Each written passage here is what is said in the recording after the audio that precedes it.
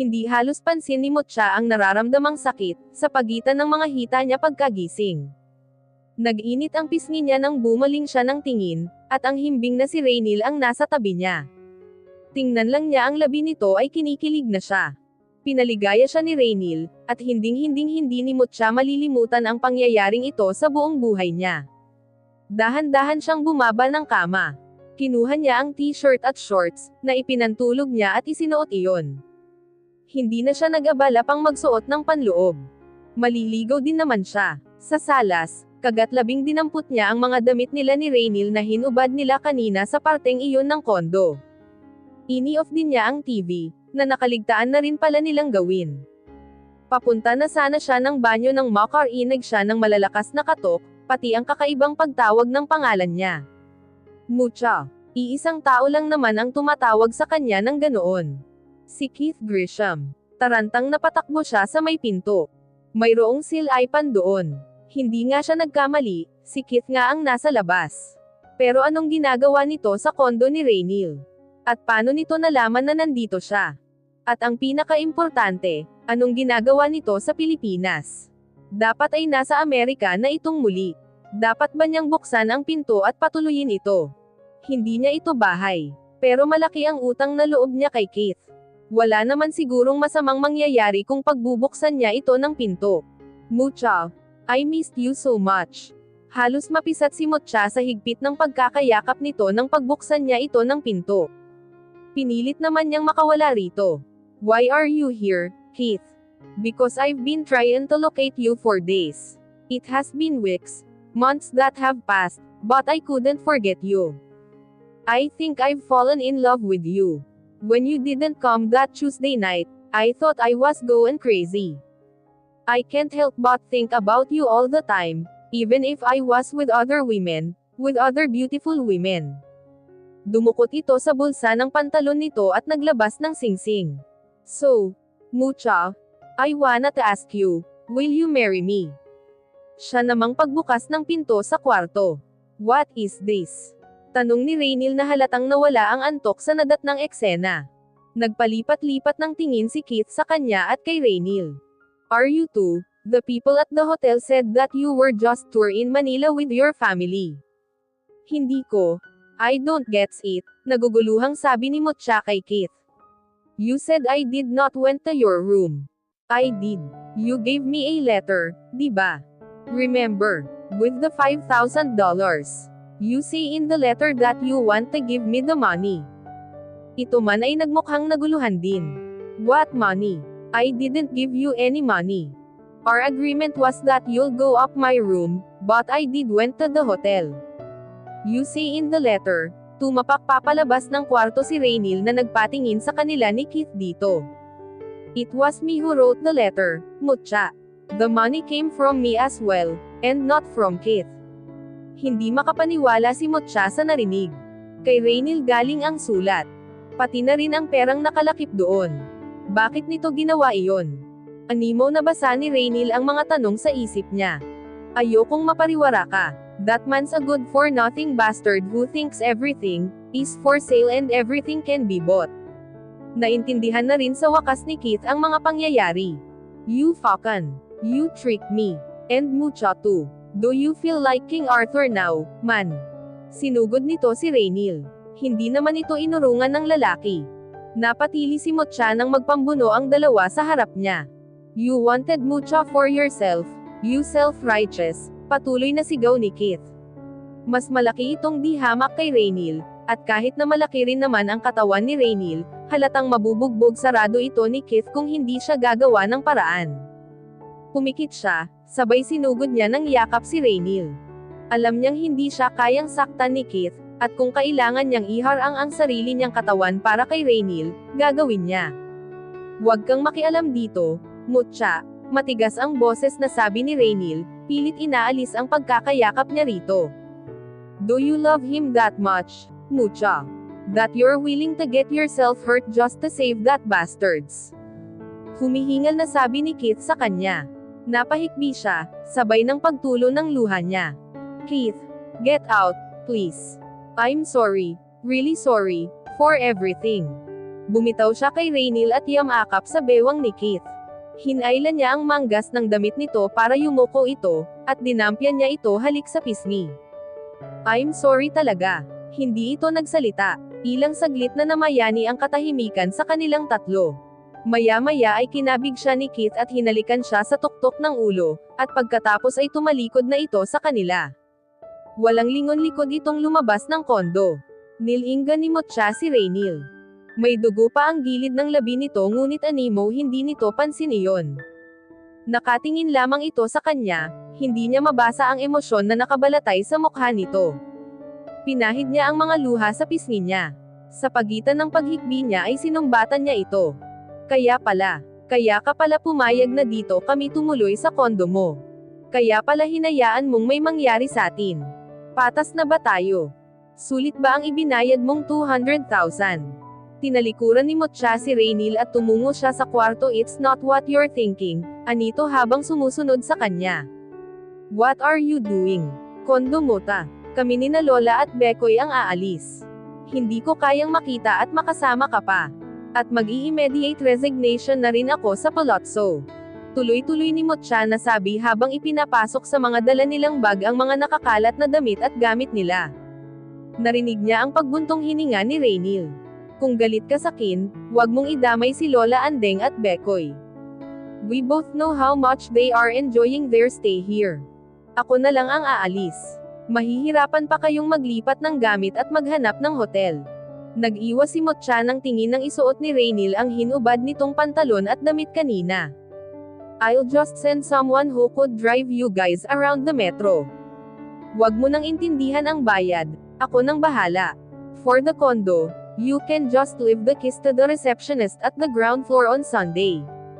And don't worry, hindi na rin ako sasabay sa flight nyo pabalik ng Puerto Princesa. Saad ni Raynil. Sa gilid ng mga mata ni Mutya ay nakita niya ang pagdampot ni Raynil ng susi ng kotse, wallet, at cellphone nito.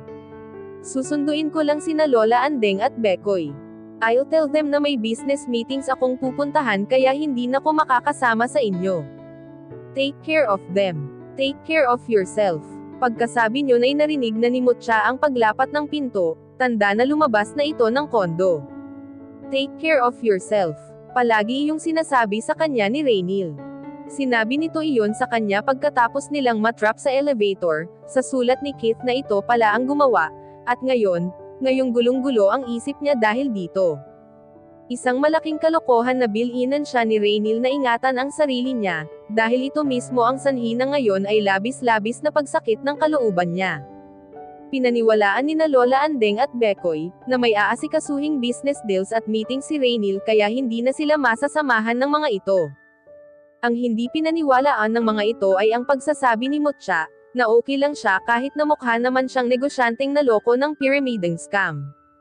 Pinipilit naman niyang magmukhang masaya, kaso talaga yatang halata sa mga mata niya ang nararamdaman niya. Nahihirapan pa rin kasi siyang paniwalaan na niloko siya ni Raynil. Oo nga't iniligtas siya nito kay Keith, pero ano na nga ba ngayon ang ipinagkaiba ni Keith at Raynil? Parehong pinresyuhan ng dalawa ang pagkabirhen niya. Si Raynil nga lamang ang sa huli ay nakakuha noon. Dapat kasi, hindi na nakialam pa si Raynil sa desisyon niya, noon tungkol sa kasunduan nila ni Keith. Dahil sa nangyari sa kanila ni Raynil, ngayon, hindi lang babaeng bayaran ang pakiramdam ni Mutya. Ang malala ay naging animo isa siyang babaeng bayaran, na na-in-love sa customer niya. Isa pa, may girlfriend si Raynil. Pilit ni Mutya na kinalimutan na may taong nagngangalang Savannah Malano. Noong nasa Maynila sila ng kanyang pamilya at ni Raynil. Hinayaan niya ang sariling mangarap na magkasintahan sila ni Raynil. Kahit papano, nakokonsensya pa rin naman siya na may nangyari sa kanila ni Raynil dahil nga may girlfriend ito, pero naguguluhan din siya sa sitwasyon. Malabo na kasi sa kanya kung sino sa kanilang ang inagrabyado at nang agrabyado. At kung sino ang gumaganti at ginagantihan. Sa pag-uwi nila ni na Lola Andeng sa Puerto Princesa, una agad ni Mutya na inayos ang kanyang resignation letter. May delikadeza naman siya kahit papaano. Hindi niya kayang magtrabaho para kay Raynil.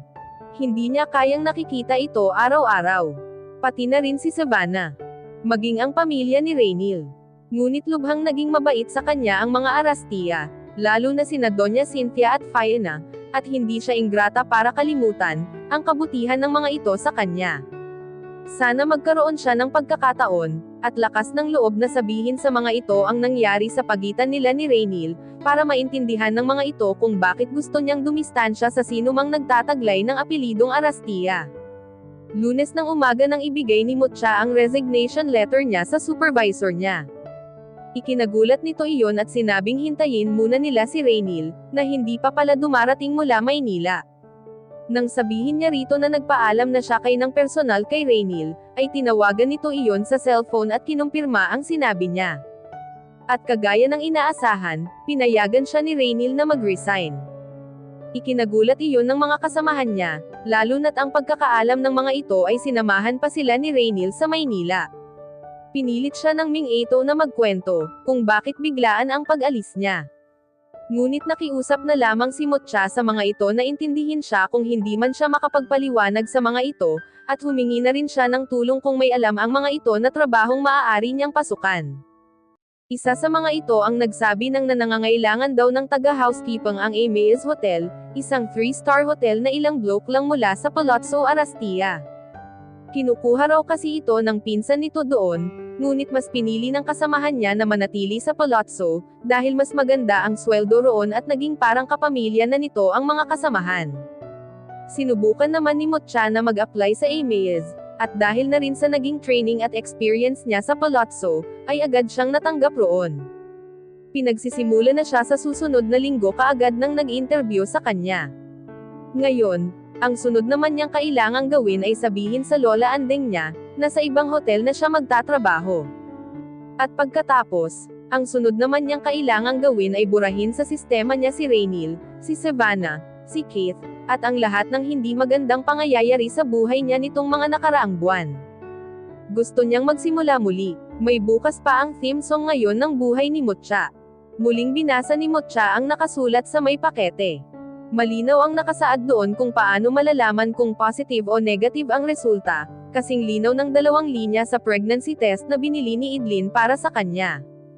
Kumpirmasyon na lamang iyon ng katotohanang kinatatakutan niya. 2 linggo nang delayed ang regla niya, na ngayon lang nangyari sa tanang buhay niya. Nakakaramdam siya ng pagkahilo at pagsusuka kapag umaga. Alam niyang nahahalata iyon ng lola andeng niya, ngunit hindi pa lamang siya nito kinukumpronta. Marahil hinihintay nito na sa kanya manggaling at siya ang umamin ng kalagayan niya. Naiiyak ako, sabi ni Mutya sa katabing si Idlin.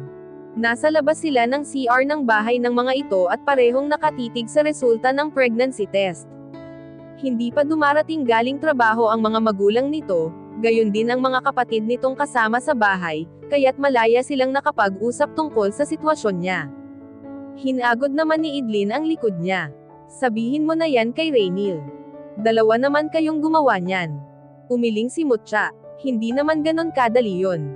Lalo namang hindi ganon kadali ang magpalaki ng anak mag-isa, no? Alam mo ba kung gaano kagastos bumili ng gatas, diaper, vitamins, magpa-check up sa doktor, magpa-ultrasound? Alam ko naman yon. Pero kung tutuusin, kasalanan ko rin naman. Pumayag akong mangyari ito kahit alam kong may girlfriend si Rhaenys, kahit alam kong hindi niya ko mahal. Hindi ako maghahabol sa kanya. Kakayanin kong buhayin itong baby.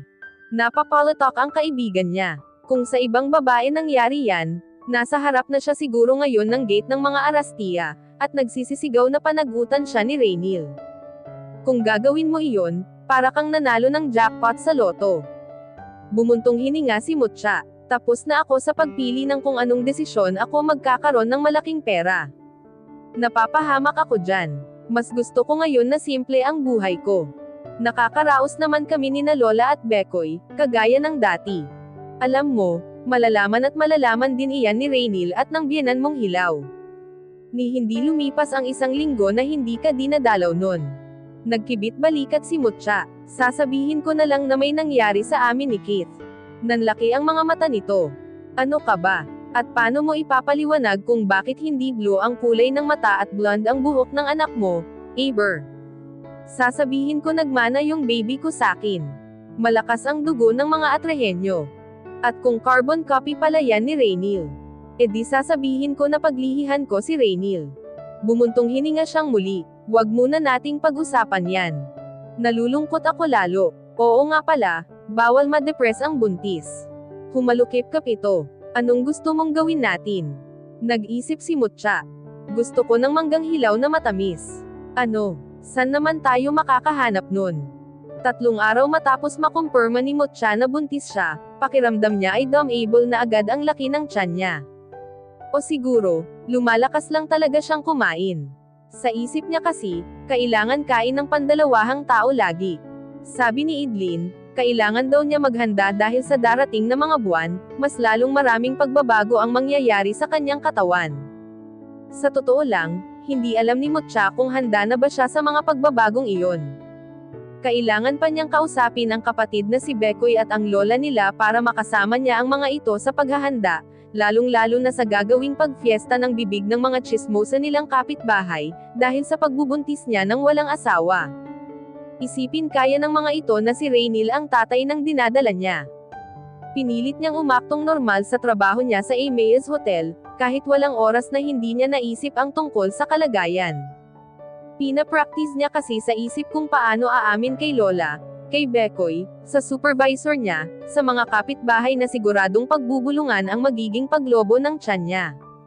Kung pwede lang maglagay na lang siya sa noo ng papel na nakasulat na, "Oo, buntis ako," para tapos na agad ang usapan. Papauwi na si Mutya mula sa Amaze Hotel, pero rin matahimik hindi pa ang kalooban niya. Dahil hindi maiiwasang dumaan siya sa harap ng Palazzo Arastia para makarating siya sa pila ng mga jeep pauwi sa kanila, tumawid uli siya sa kabilang kalsada at hindi tinapunan ni Sulyap ang palazzo. Malalaki ang mga hakbang niya, ngunit nakatawag ng pansin niya ang kung anong pinag-uusapan ng mga taong, nadadaanan niya sa gilid ng kalsada na pawang nakatingala sa tuktok ng Palazzo Arastia. Ano ba yung inilaladlad ng mga tao sa taas? Mantle. Katsa. Ay, baka magsusuicide sila. Tumawag na kaya tayo ng pulis. Dear, Mutya, narinig niyang sabay-sabay na sabi ng mga tao sa kalsada, na nagpalingon sa kanya sa tinitingala ng mga ito. Biglang kumabog ang dibdib niya. Pakiramdam ni Mutya ay hihimatayin siya matapos basahin ang nakasulat sa animo billboard, na nakaladlad mula sa tuktok ng Palazzo Arastia. Ang sabi roon, Dear Mutya, will you marry me? Love, Raynil. Hindi siya makakilos sa kinatatayuan. Maya-maya ay nahadyap ng mata niya ang paglabas ni Raynil mula sa entrance ng hotel. Will you marry me, Mutya? Malakas na tanong nito mula sa kabilang kalsada. Kanya-kanyang reaksyon ang mga tao, mayroong kinikilig, merong nakokornihan, at mayroon pa siyang narinig na nagkomento, na wala daw ka-taste-taste ang lalaki dahil isang tulad niya ang gustong pakasalan nito. Ang narinig na iyon ang animo gumising sa kanya. Hindi. Ayoko. Sigaw niya, sabay nagmamadaling naglakad papunta sa pila ng mga jeep. Naging maugong ang bulungan ng mga tao. Kanya-kanya pa ring opinyon ang mga ito. Ngunit wala siyang pakialam. Sabihin na nila ang gusto nilang sabihin, hindi siya pakakasal kay Raynil. Hindi siya padadala sa makatunaw pusong taktika nito. Nagulat si Mutya nang may biglang humawak ng mahigpit sa braso niya. Napahinto siya sa paglalakad at nailanganan niya si Raynil. Sinundan pala siya nito. Bakit? Tanong nito sa kanya, bahagya pang hinihingal. Humarap siya rito. Tinatanong mo ako kung bakit ayokong pakasal sa'yo. Dahil ayoko. Dahil sa tingin ko, kaya mo lang ako inaalok ng kasal ngayon dahil nakarating na sa, yun na buntis ako. 2 tao lang ang nakakaalam nun. Hinding-hindi, yun sasabihin sa'yo ni Lola Andeng, kaya sigurado akong si Idlin ang nagsabi yun sa'yo. Pakisabi na lang sa kanya kakalbuhin ko siya kamo pag nagkita kami. Hinailan niya ang braso mula sa pagkakawak nito. Yes, it was Idlin who told me. Pero wag kang magalit sa kanya. Iniisip lang niya ang kalagayan mo at ng baby natin. Name Wang siya. Hindi ka namin kailangan ng baby ko. Hindi namin kailangan ang kayamanan mo, o ang apelido mo. Kung gusto mong magpakasal, si Savannah ang yayain mo. Kumunot ang noo ni Raynil. Why Savannah? We broke up even before we went to Manila. Ha? Hindi niya alam iyon. Bakit? Dahil sa'yo. Ako. Bakit ako? Kasalanan mo. You've made me fall in love with you. Humakbang ito papalapit sa kanya at hinawakan ang pisngi niya. Remember when we got stuck in the elevator? When we held hands? This may sound illogical but I think that was when I've started loving you. Pero hindi ko iyon maamin maski sa sarili ko, because well honestly, you're not my ideal girl. Mahal mo ako. Pabulong ni Mutya na sabi. Imposible, magugunaw na ba ang mundo? Ngumiti ito bago nagpatuloy.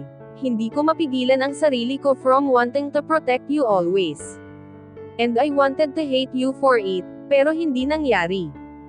I found myself planning on how to save you from Keith. Hindi ko mapapatawad ang sarili ko kung hahayaan kong mapahamak ka sa lalaking iyon. I didn't want you working at Palazzo because I know I would fall in love with you even more. And when that incident with the Arab guy happened, I wanted to kill him with my bare hands. Hindi lang nangyari dahil nandoon ka. I think you're my humanified Valium. And more than a month of not seeing you, and just me remembering the moments that we had, especially the one in Manila, it was as crazy as hell. Napakagatlabi si Mutya nang maalala ang nangyari.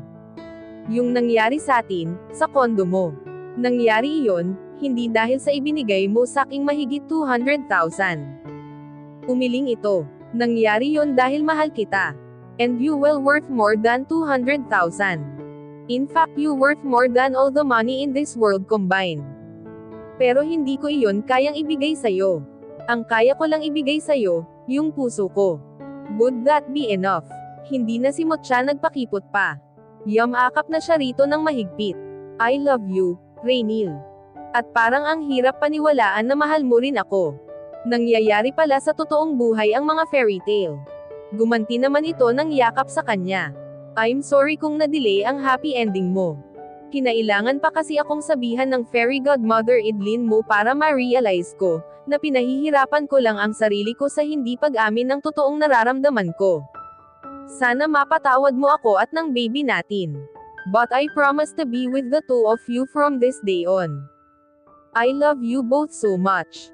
Pagkasabi niyo na yumuko ito at hinalikan siya sa labi. Ang malakas na palakpakan ang nagpahiwalay sa kanilang dalawa. Nang lingunin nila ang pinanggalingan ng ingay, ay nakita nila ang mga taong nanonood ng shooting ng pelikula. Animaw na mula siya. Tatawa-tawa naman siyang inakbayan ni Rainil. I'm sorry, princess, anito sa kanya.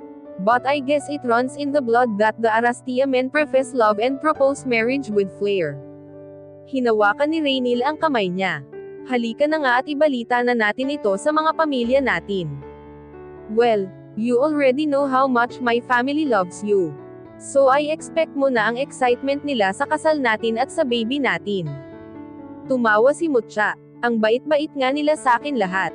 Alam mo bang yung mama mo ipinagno na Vina pa na maging manugang niya ko?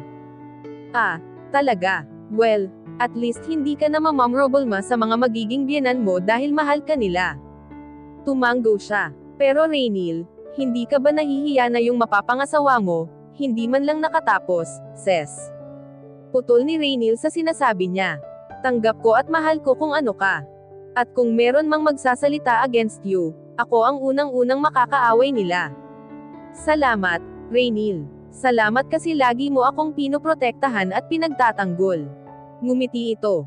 The pleasure is mine, my princess. Tiningnan ni Mutya ang magkahawak nilang mga kamay. May mga pangarap pala talagang natutupad. Of course. Especially to those who have good hearts. Hinagkan siya ni Rainil sa noo. Ano pa bang iba mong pangarap? I'll make them come true for you. Ngumiti siya. Isa-isa lang muna. Nanamnamin ko muna itong pakiramdam na para akong nakalutang kasi ang saya-saya, ang saya ko. Kasama kita, at mahal mo ako. Yamakap siya kay Rainil. Halikan mo nga ako ulit sa lips. Ang sarap, natatawang pinagbigyan naman nito ang hiling niya. Prolush. Naghihintay sa may labas ng classroom si Mutya nang magring ang cellphone niya. Gray of Belhagen Shipping Lines was calling her. Hi, Mr. Belhagen, this is Mutya Arastia speaking. Yup, I was able to receive the presentation. I actually went through it earlier, and I think I'm leaning on the second set. It presented the package in a more enticing manner, gave the rate an affordable look, and the pictures were far more appealing than the first one. I'll go ahead and talk to my husband about this. But yes, we look forward in closing the deal. How about a video conference tomorrow at 9 am? That's great. Have a great day, too.